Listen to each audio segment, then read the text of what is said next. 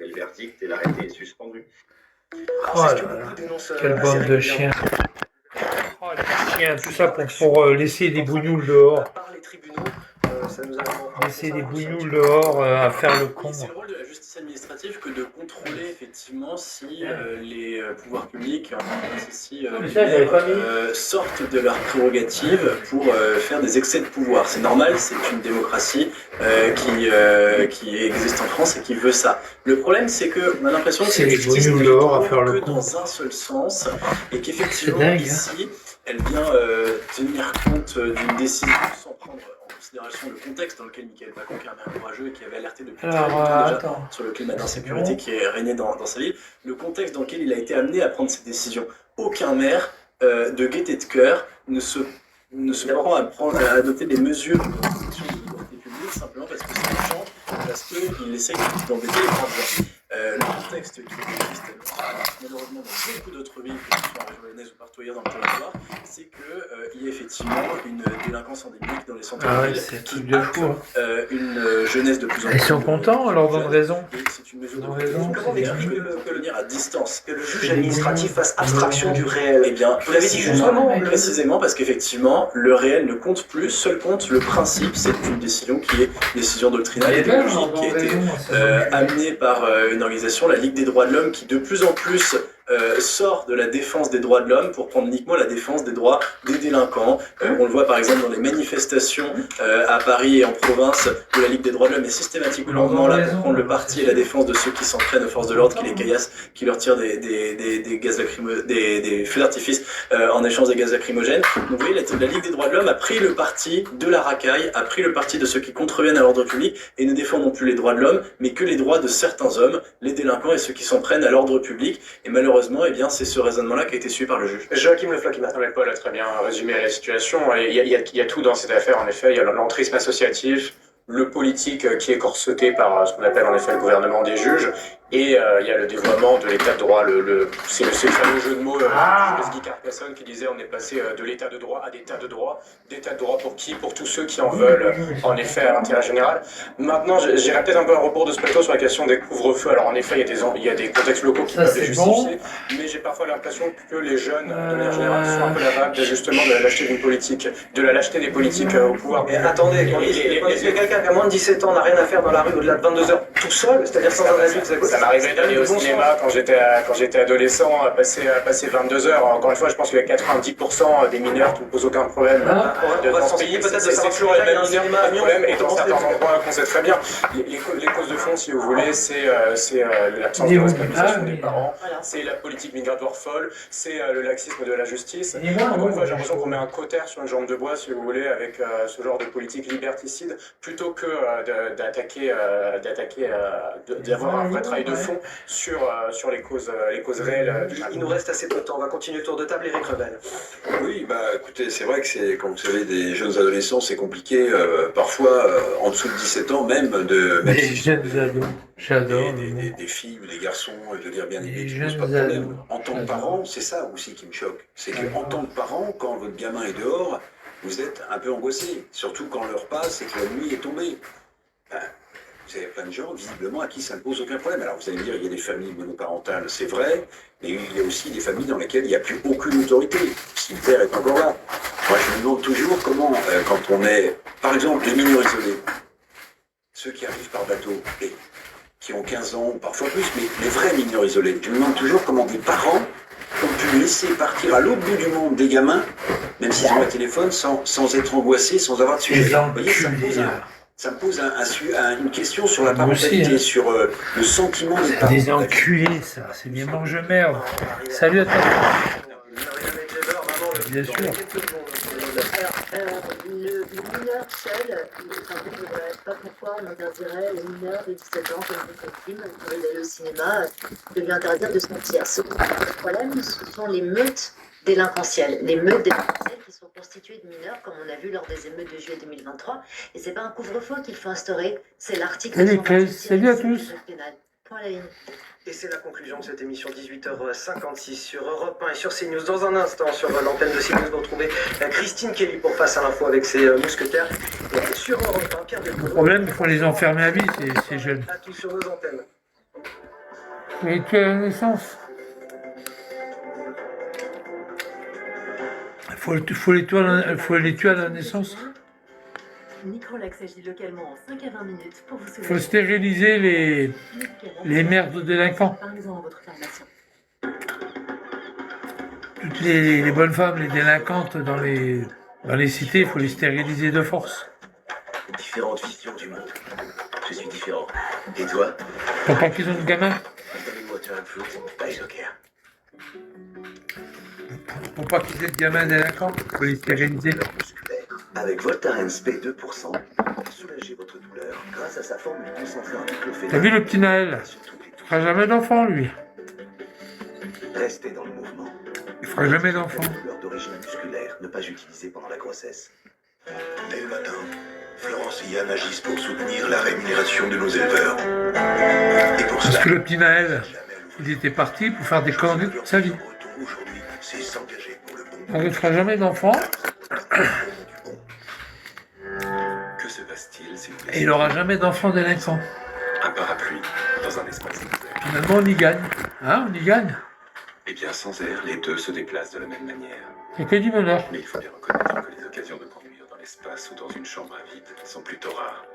C'est pourquoi le design avancé... C'est que du bonheur pour la société en France. Une conduite aussi fluide, où que vous alliez. Toujours une pourriture de moins. Avec son courson électrique. Skoda. La sensibilité dentaire, ça va être une gêne qui va être attachée en Petite pourriture de moins sur la Terre.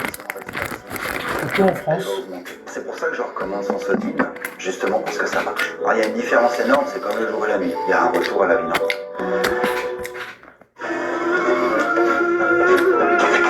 Moins 10%, les deux mains gauches.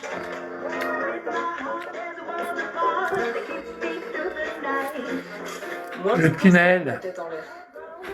Il n'était pas parti pour aimer le bon Dieu, lui, hein. Parfait. Ah non, tout le temps. C'est le produit Carrefour Bio. Bienvenue au club.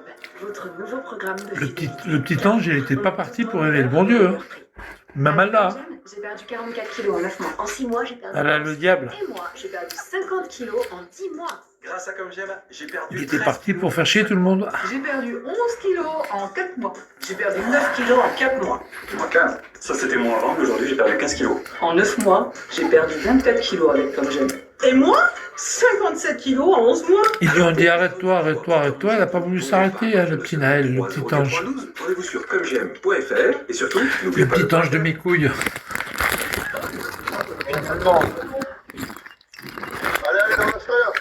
Il a voulu faire le malin, bah.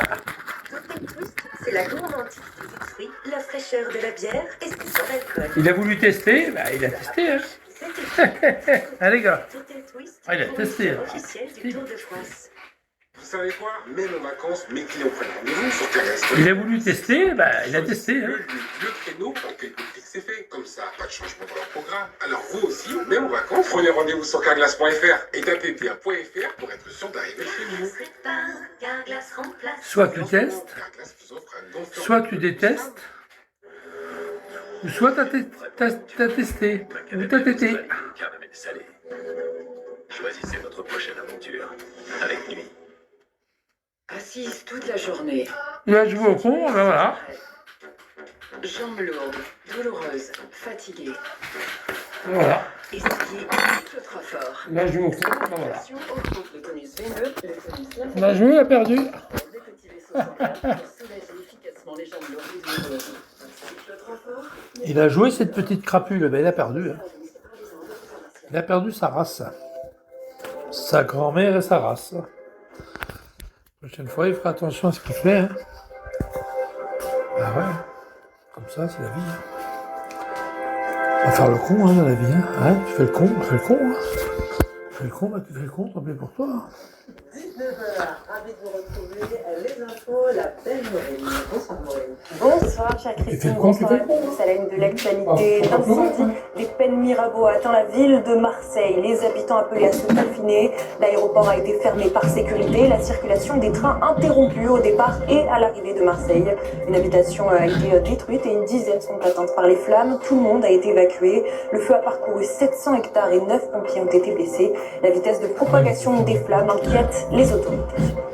L'Assemblée nationale a rendu hommage à Olivier Marleix, qui s'est donné la mort hier à son domicile à Dreux. Plusieurs députés ont pris la parole de sa famille politique. Ça va les gars, tranquille? Très ému, Laurent Wauquiez a rendu hommage à un fidèle serviteur de la tradition gaulliste. Le Premier ministre François Bayrou a exprimé son infinie tristesse lors d'une visite en Eure-et-Loire dont Olivier Marleix était député. Il est bien là, hein?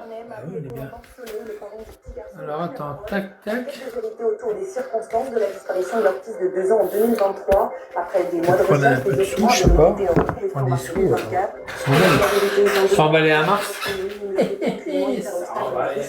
De dévoiler le secret de l'autre.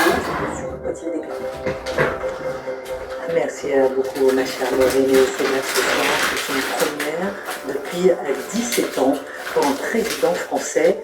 Emmanuel Macron est en visite d'État à Londres, 48 heures pour européenne. Mais derrière le chef de l'État se faufile un parfum de dissolution, à nouveau possible depuis hier, et un parfum de soif de pouvoir en visant le retour à la présidence de la République en France, sans doute en 2032. Pour toi, Miguel, tu les veux, Emiliano? Non, tu l'auras jamais. Tu n'auras jamais rien de moi. Jamais. Tu n'en auras pas. Je serai plus là avec Emiliano, tu sais bien. Je m'en vais dans l'Équateur. C'est bien, Vivi. C'est bien que je vais partir en Équateur. Je sais ça. Tu le sais que je vais partir en Équateur. Il me dit Vivi, t'inquiète pas. Hein. Ça va aller, Vivi, t'inquiète. Tu vas y arriver. Tu vas y arriver.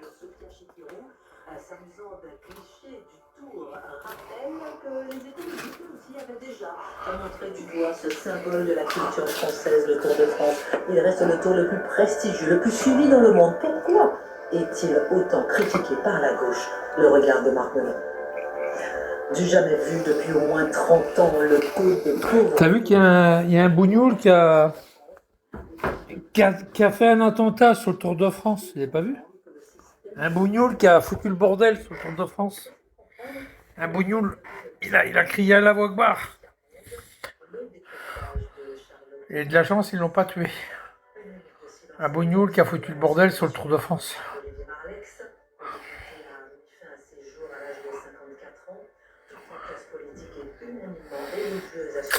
Un bougnoul qui a foutu le bordel sur le Tour de France. Il a crié à la voix barre, il avait un couteau, il avait une arme, je sais pas quoi.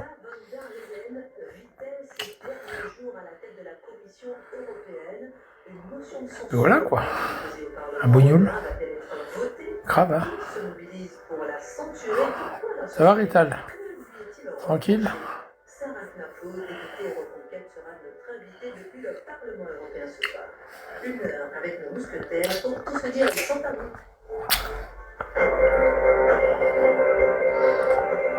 Non, je participerai jamais en famille. Moi, la famille, ça m'intéresse pas. Toi, tu n'es même pas un bougnoul. Ben non. Puis les bougnoules, c'est pas les Allemands, c'est des conneries.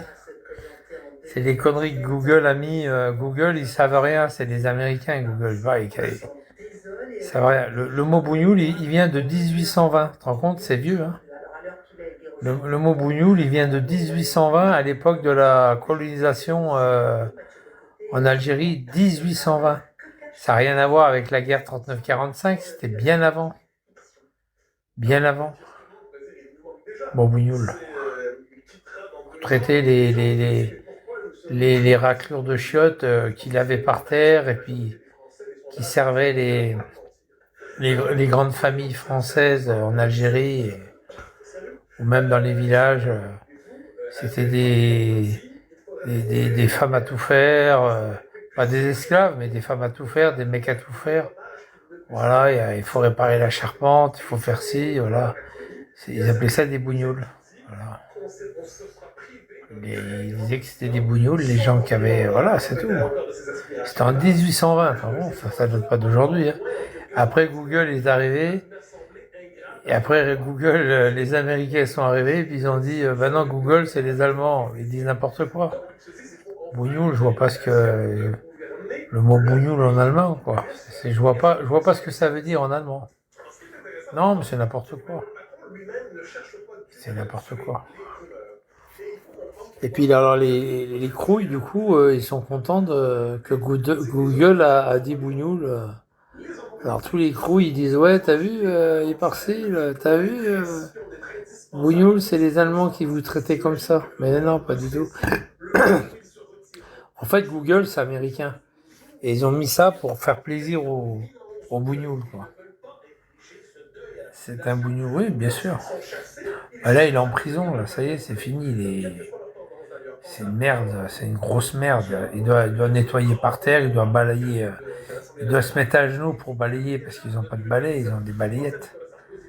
Il doit se mettre à genoux pour balayer par terre, pour nettoyer par terre. Et puis il ferme sa gueule, parce que c'est les surveillants qui ont le dernier mot, quoi.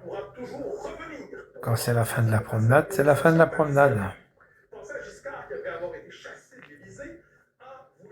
Si tu rentres pas, bah, ils viennent à 5, ils t'en foutent pas de ta gueule, puis ils te foutent au mitard. Les grands remplaçants. On s'en fout, les grands remplaçants. Il n'y en aura jamais. Pourquoi tu dis à tout le monde que je suis en prison? Regarde-le, ce con.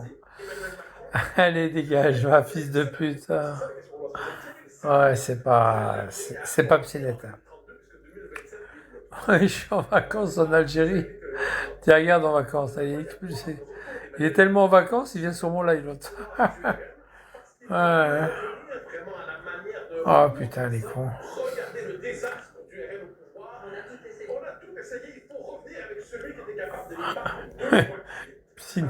Psynette avec 5 fans, 9 suivants et 0 amis. C'est pas mal quand même. Bon, à part ça, ça va les gars, tranquille? Ouais. Tranquille. Ouais, c'est pas lui, c'est pas Kiké, c'est pas Kétou là. On y croit, on croit qu'il est en Algérie, ouais. On y croit, ne vous inquiétez pas. Il est en train de se prendre de bonnes vacances. Dans une cellule de 12 mètres carrés.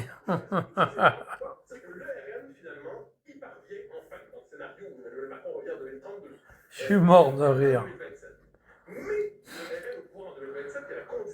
On y croirait presque, ouais.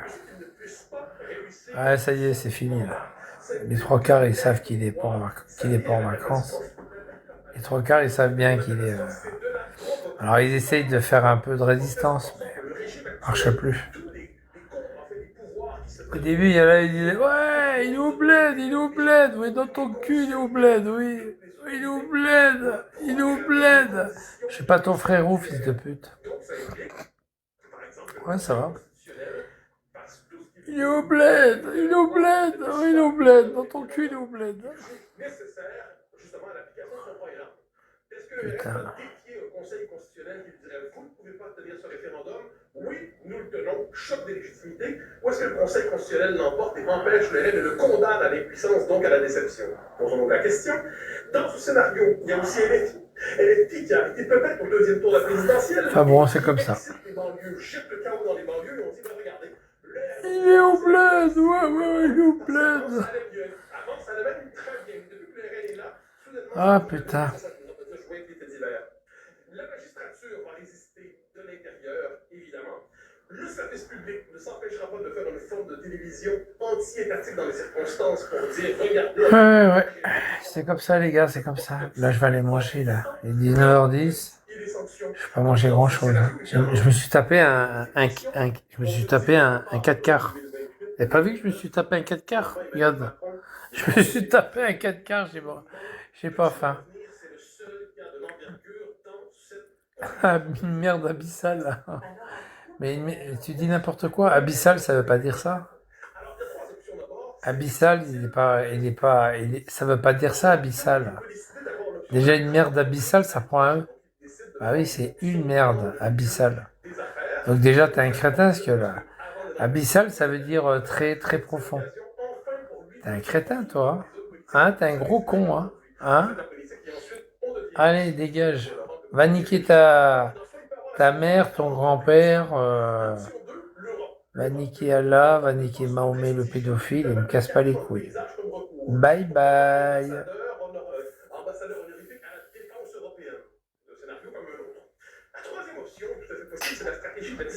Ouais, je vais faire un peu de temps pour qu'il ait bien mon message, quoi.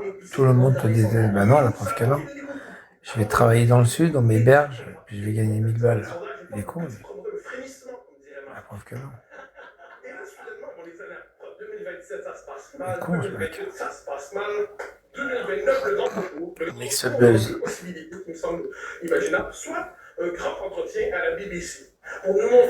Mais Estelle Mouzin, je vais t'expliquer. Estelle Mouzin, elle a été abandonnée par sa mère. Sa mère, sa salope de mère, l'a laissée. Attends, je vais juste te mettre en sourdine. Sa salope de mère, elle l'a laissée revenir de l'école toute seule. Tu vois? Son père, lui, il a divorcé. Tu vois, c'est une famille de merde. Tu vois, déjà, son père, il l'a abandonné. Tu vois, c'est ça le mariage. Pour le meilleur et pour le pire. Mais ils voulaient que le meilleur, tu vois. Et surtout, elle est partie, 15 jours après, elle est partie en Afrique se faire baiser par un nègre. Par un gros négro avec une grosse bite comme ça. Elle est partie, 15 jours après. T'es déjà à la colle avec un négro. Je me demande même si c'est pas elle qui l'a tué. Je me demande, hein. Un peu comme l'affaire de Grégory, tu sais. Je me demande si c'est pas elle. Pour s'en débarrasser. Elle est partie avec son gros négro en Afrique. Si. Tu verras, lis les journaux, tu verras. 15 jours après. Oui.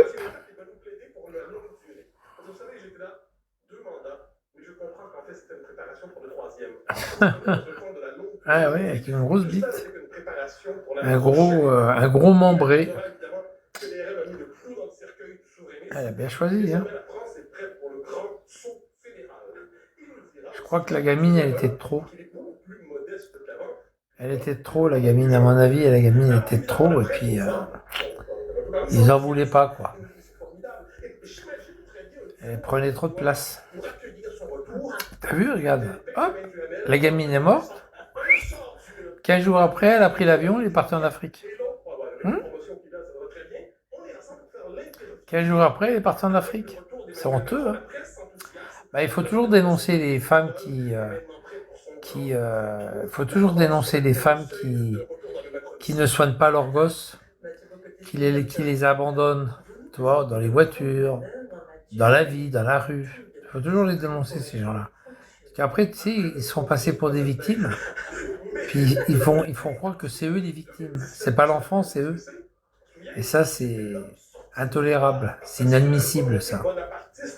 C'est inadmissible quand tu vois des mères de famille qui laissent leurs gamins jouer en bas de chez eux à 10h, 11h du soir, et puis que les gamins se font violer ou font le con même, eux-mêmes, hein, brûlent des voitures, caillassent les pompiers, tu vois. Et après, ils leur tapent dessus pour dire « Oh, c'est pas bien ça, hein, c'est pas bien, t'as caillassé, hein !» Parce que le gamin, on l'emmène au commissariat, et puis la famille, elle revient le chercher, tu vois. Elle leur tape dessus. Mais au début, c'est pas le gamin qui est fautif, c'est les parents. Les parents, il faut qu'ils surveillent leurs gosses, puis à un moment donné, il faut qu'ils rentrent. 10h du soir, ils ont rien à foutre en bas, quand t'as 10 ans. Quand t'as 9 ans, 10 ans, t'as rien à foutre en bas. Le problème, c'est qu'ils le font, quoi. Et quand ils sortent de l'école, il fallait les chercher. Faut pas se faire emmancher par un gros noir dans un salon, toi, dans le salon. Faut pas se faire emmancher, et puis pendant ce temps-là, la gamine, elle est toute seule. Faut aller la chercher. Faut arrêter de baiser, puis aller chercher sa propre gamine. Hein? D'accord? Hein? Voilà. Surtout quand elle est divorcée, puis elle était seule chez elle. Avec le noir. Avec le gros noir. Bonsoir. Gros négro. Et ils ont convolé, 15 jours après, ils ont convolé. Comme par hasard, il n'y avait plus de problème. Il n'y avait plus de soucis. Hein? Il n'y avait plus de soucis. C'est un peu comme Justine Labeste, Sophie Mussard. Son gamin, il vient à crever. Clac, clac, clac. Et puis le lendemain, au lieu d'être dans la peine, machin, elle fait une cagnotte, tranquille, par-ci. Elle fait une petite cagnotte pour récupérer des ronds, et hop, tant qu'à faire, on va essayer de récupérer des sous sur le dos du gosse qui est mort. C'est horrible, hein? Horrible. Même pas essayer d'avoir un délai, je sais pas, essayer d'être triste, essayer d'être malheureux. Mais même pas ça. Le lendemain, elle fait une cagnotte pour avoir de l'argent sur le dos du gosse qui est mort. Elle a fait exactement la même chose. Elle est partie avec son négro. Elle est partie 15 jours après, convolée en Afrique. Bien sûr qu'ils n'aiment pas les enfants. C'est bizarre quand même, hein. C'est bizarre cette histoire. C'est bizarre. Il y a l'affaire Grégory, c'est pareil, c'est bizarre, hein. T'as des femmes qui n'aiment pas leurs gosses, puis ils les tuent. Ou ils les abandonnent, ou ils les tuent.